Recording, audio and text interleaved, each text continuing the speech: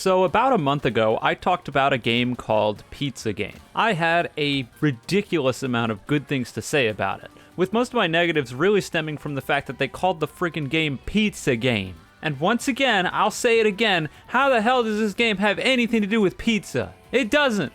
Why is it called Pizza Game? I'm never letting that go. Anyways, regardless of the fact that Pizza Game is still very much Pizza Game, for whatever reason, they updated the game, and a lot of people asked me to play it. That being said, I'm a bit late to the party here, but I think that the update that they did to Pizza Game was fantastic, and it almost plays like a different game now with how many improvements were made. So many of the issues and things that I ran into, even things that I didn't mention in my initial thoughts on the game, were addressed here and just make the game so much better. So I wanted to once again talk about Pizza Game and once again promote it on my channel, that way more people can experience this fantastic game. One of the things that I discussed in the first video that I did on Pizza Game that was predominantly negative was talking about the reload times for the pistols and most notably losing your combo. For those uninitiated, basically the way the health system works in Pizza Game is when you kill enemies they have a chance of dropping souls, and when you collect a soul it's effectively another health bar. If you die, quote unquote, and you have a soul, it'll just refill your health back to full. When you attack enemies, you build up a combo meter in the top left of the screen. The higher the combo meter is, the higher likelihood that killing an enemy drops a soul. So obviously, it's pretty important that you keep your combo up in order to get enough souls to make sure that you have enough health. And considering the absurd spike in difficulty compared to the last time I played, something that I'll be talking about in just a second, you're really going to be wanting to keep that combo up. My main complaint in the last video was it felt like it was really hard to keep a combo going, especially when you were using the normal pistols, because whenever you had to reload the pistols, well, most of the time you'd just lose your combo.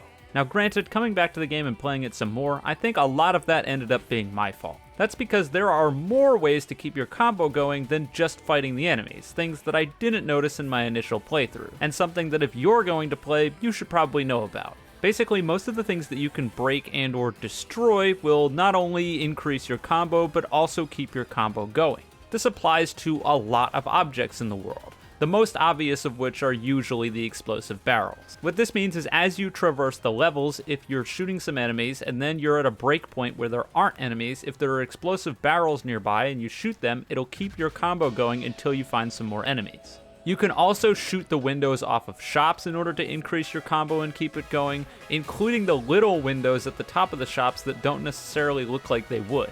You can shoot those and they do keep the combo.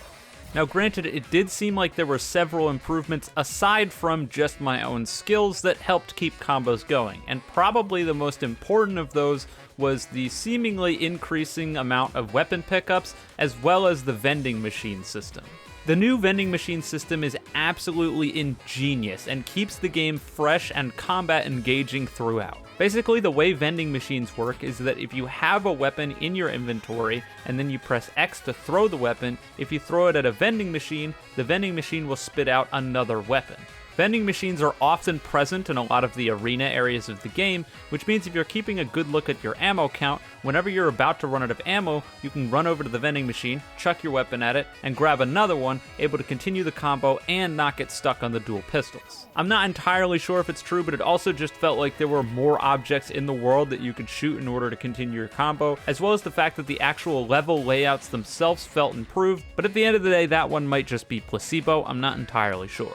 Continuing to talk about the improvements, and generally speaking, I said in my first video that I didn't really feel like Pizza Game needed a tutorial, just some little extra clarifications on some systems. They must have taken that advice to heart, because the new menu is mind-bogglingly good. Seriously, look at this. It tells you every little bit of information that you need to know, and it's completely unobtrusive. If you don't care about it and you just want to go and ignore everything that it tells you, be my guest. But if you're curious about systems or you don't know how things work, it's right there to tell you. And it's not just that, it also can tell you about all the different weapons of the game, it can tell you about different enemies you encounter.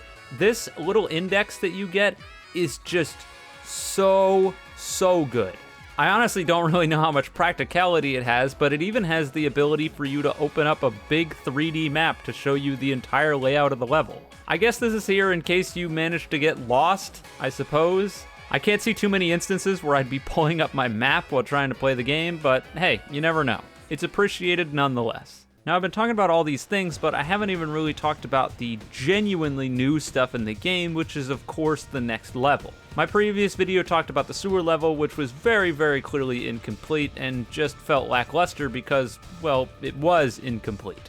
Now that the sewer level is done, we can see the vision that they were going for with this level, and it is astounding. The way that the gameplay changes between the first two levels and the sewer level because of the introduction of the new movement mechanics, whether you pick the dashes, the grapple hook, or the wall run, is incredible.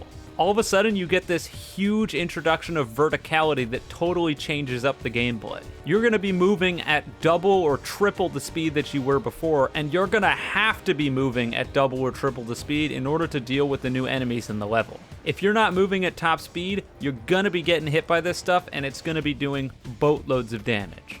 Not only that, but because souls can fall off the edge, sometimes getting health can be easier said than done. The level also boasts an entirely new set of weapons. There is a huge variety of new weapons on this new level, and I just can't possibly begin to go over all of them here. All of the new weapons are fun and interesting to use, and just a great addition to the sandbox. And it's honestly super cool that in the previous levels, if you throw weapons into the vending machines, you can potentially get weapons from other levels, including this one. And that segues over to the difficulty. Now, I don't think I mentioned in my first video complaining about the game being too easy, but apparently the game developers thought it was. That or I just got a lot worse since the first time I played.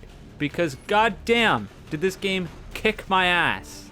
It was a struggle to even get to the sewer level, as I often kept getting stuck in ambushes or fighting against the shielded shotgun guys who would just obliterate me without a second thought. Now granted, I'm not necessarily upset with an increase of difficulty here because I'm not against difficult games. That being said, in a roguelike game like this, where if you die you get sent all the way back to the start, well, it starts getting grating and frustrating pretty quickly. I managed to get to and defeat the first sewer boss, and I assume there's a second sewer boss, but I never made it that far. This is one of those instances where I really, really wish that there was some sort of shortcut system that you were able to unlock in order to skip the first few levels of the game. And I say that because there's really just nothing entertaining about playing through the first few levels that you've already played through over and over and over and over again.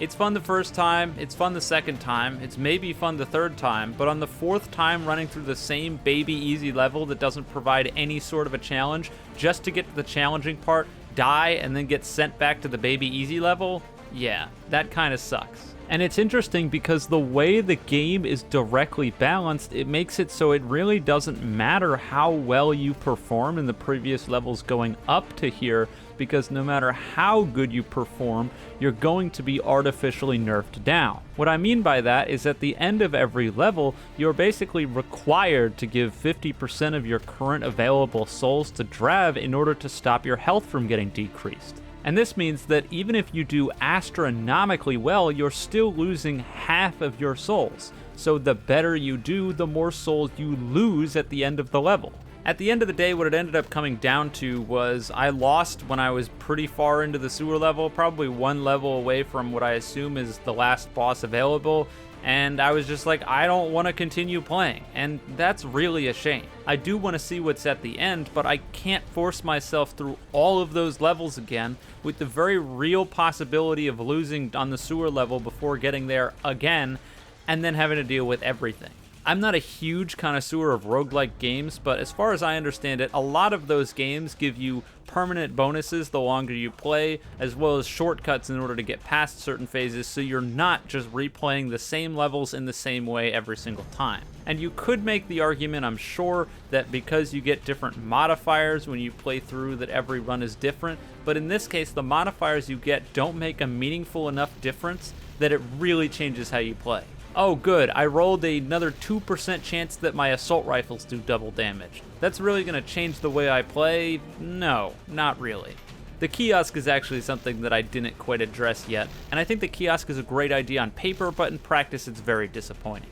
The kiosk is basically a shop that you're able to use your souls to trade in for stat bonuses. The problem is, as I was very clearly alluding to just a second ago, a lot of those stat bonuses feel completely useless. There are definitely some really good ones in there, but for the most part they suck. And so you end up having to weigh this thing where it's like, unless I get extremely lucky, this is probably a waste of time. I'm using my health in order to gamble for things that probably won't help me, and so then you just end up not using them later on in order to conserve as much HP as you can. An otherwise interesting system that sort of falls flat in my opinion. Overall, Pizza Game is still really, really good, and I still absolutely recommend it to anyone giving it a shot. Although do be forewarned that if you're not particularly great at these sort of movement shooters, you might struggle a bit, especially after the most recent tweaks to the difficulty. Regardless though, I think it is quite a good time. Anyways, that's wrapping up this video because I don't really think there was much else that I could have said here. If you enjoyed the video, you can leave a like and subscribe. If you didn't, don't. And with all that being said, have a wonderful day or night wherever you are, and I'll see you guys next time.